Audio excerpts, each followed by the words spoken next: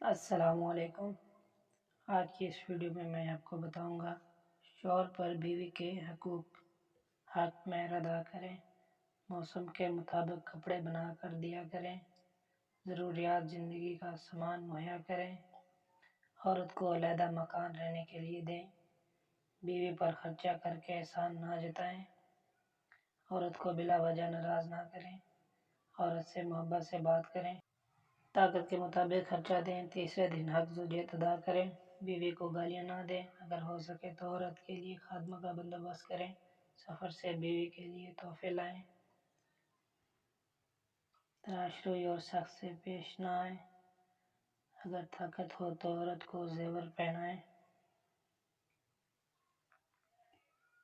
بیوی کو نماز، روزہ، حج، زکوٰۃ،